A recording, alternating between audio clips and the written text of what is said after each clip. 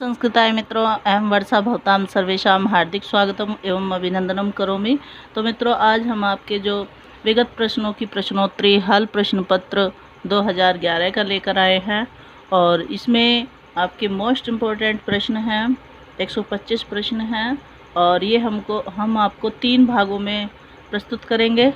और आज विगत प्रश्नों की प्रश्नोत्तरी का जो ये सीरीज चल रही है, इसमें भाग 7 कराएंगे, भाग 6 कराएंगे। और देखिए प्रश्न, देखिए, श्रिय कुरु नाम अधिपस्य पालनीम किस प्रकार का मंगलाचरण है? आशीर्वादात्मक है, नमस्कारात्मक है, वस्तु निर्देशात्मक है, या उपयुक्त में से कोई नहीं। तो ये कृतार्जुनीयम का है और यह वस्तु निर्देशात्मक है। 12वीं की शैली में कौन सा तत्व प्रधान है? ओज प्रधानता है, वैदर्भी रीति की प्रधानता है, गौड़ी रीति की प्रधानता है, या अर्थ गौरवता की है? तो अर्थ गौरवता की प्रधानता है। अर्थ गौरव का अर्थ क्या है? गौरव गरिमा से युक्त बातें कहना, या शब्द से ज़्यादा अर्थ जोड़ देना, या थोड़े से शब्दों में ज़्यादा अर्थ कह देना। ये थोड़े से शब्दों में ज़्यादा अर्थ कह देना। 12वीं इस शब्द का अर्थ है जिसको रवि अर्थात सूर्य की चमक भाए, या भार को ढोने वाला, या सूर्य की कांति, उपरोक्त में से कोई नहीं। तो सूर्य की कांति। ये तीनों लगातार आपके चारों श्री कृतार्जुनीयम में से ही प्रश्न हैं। और भी है, देखिए, कृतार्जुनीयम रचना साहित्य की किस विधा के अंतर्गत आती है? गीति काव्य के, खंड काव्य के, महाकाव्य के, स्तोत्र काव्य के? तो ये महाकाव्य के आती है। मेघदूतम रचना साहित्य की किस विधा के अंतर्गत आता है? नाटक की, महाकाव्य की, गीति काव्य की, या स्तोत्र काव्य की? तो किस साहित्य की विधा?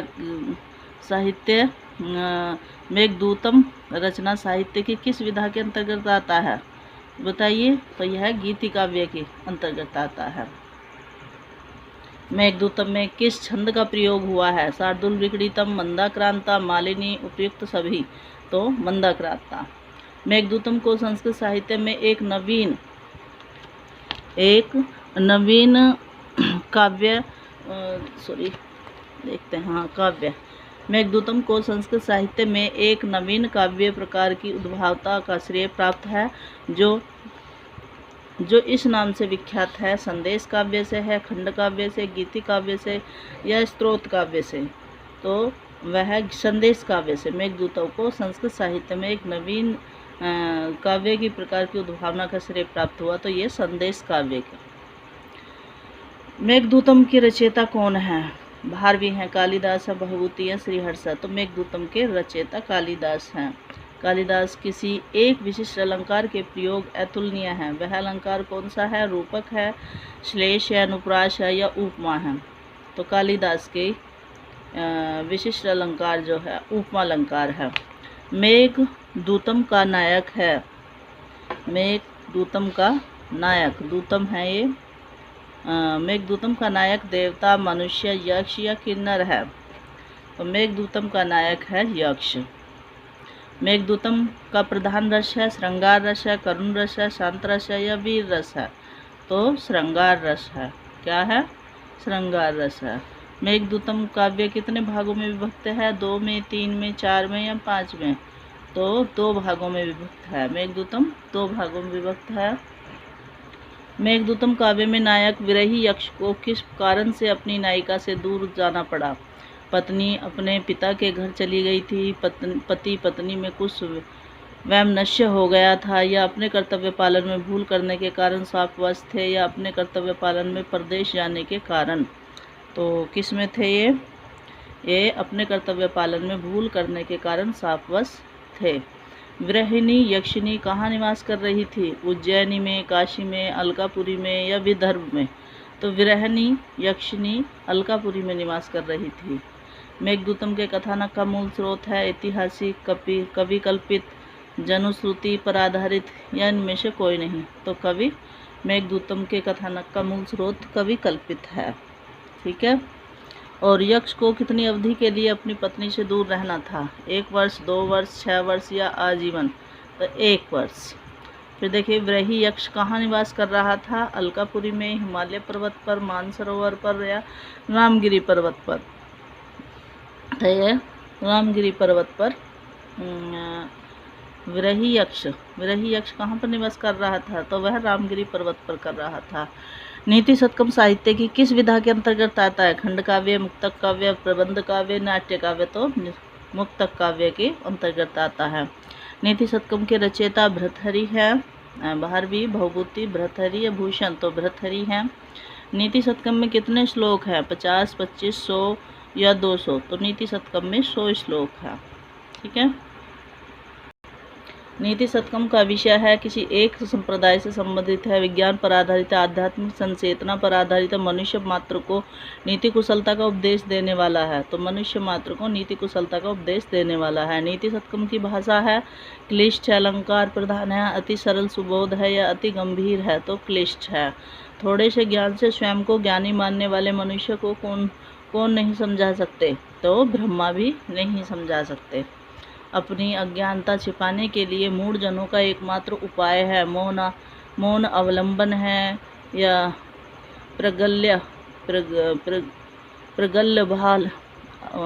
प्रगल्भालंबन है, भार्यालंबन है, क्रोधालंबन है, कौन सा है? तो मौन अवलंबन है।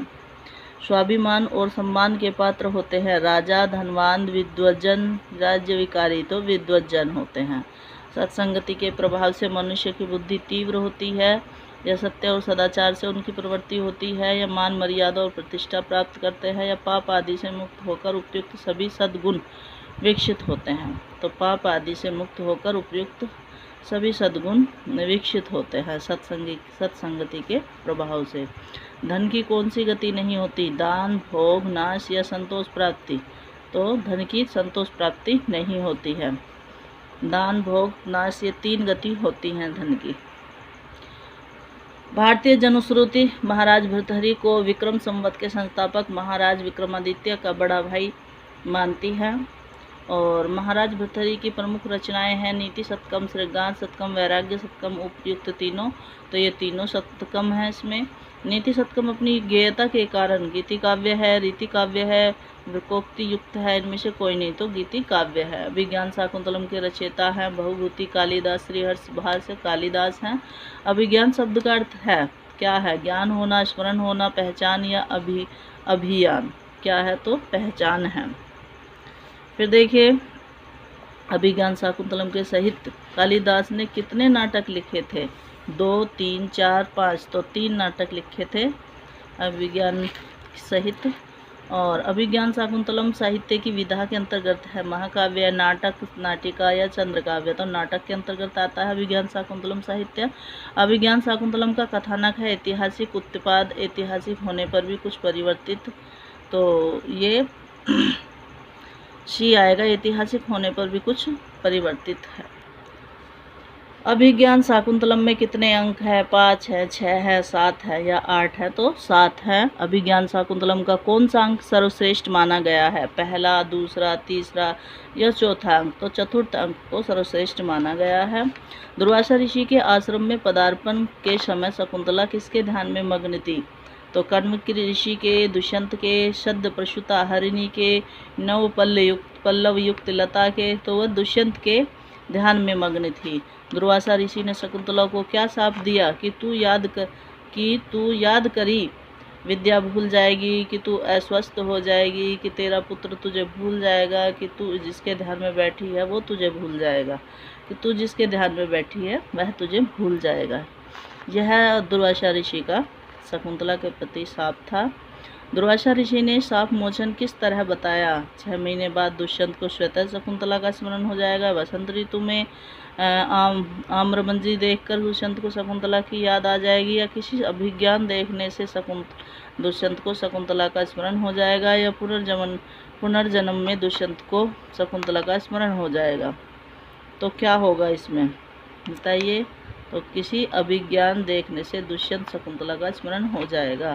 कर्म ऋषि को इस नाम से भी पुकारते थे? गौतम ऋषि के, कश्यप ऋषि के या विश्वामित्र ऋषि के?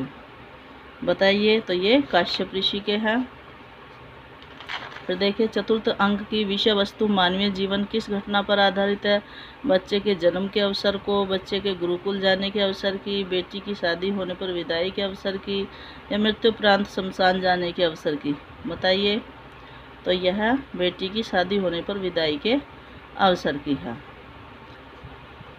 तो मित्रों ये था आपका भाग 6 और आपके हल प्रश्न पत्र इसमें मोस्ट इम्पोर्टेंट है, आपकी सभी संस्कृत प्रतियोगिता के लिए है। इसे ज़्यादा से ज़्यादा शेयर करिए और लाइक अवश्य करिए, और न्यू है तो सब्सक्राइब करिए। इसी के साथ हम अपनी वाणी को विराम देते हैं। कल फिर मिलेंगे। इसका भाग 2001 का तो दूसरा होगा, वैसे भाग 7वां होगा। और नमः संस्कृताय। धन्यवाद।